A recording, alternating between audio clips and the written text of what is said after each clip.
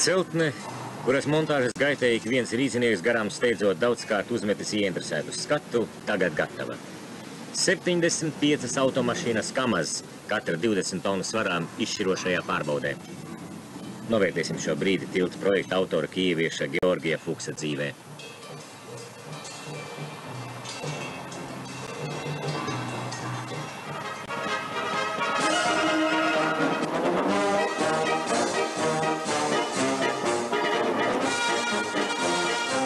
1981. gada 21. jūlijas.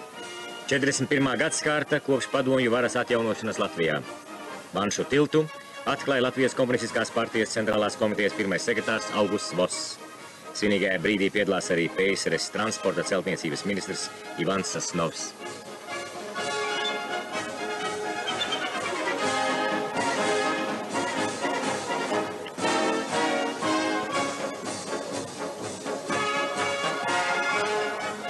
Rīdzinieki ieguvuši savai pilsētai drošu un ērtu tiltu, kas kopā ar estakādēm veido gandrīz 2 kilometrus garu transporta maģistrāles posmu pāri Daugavai.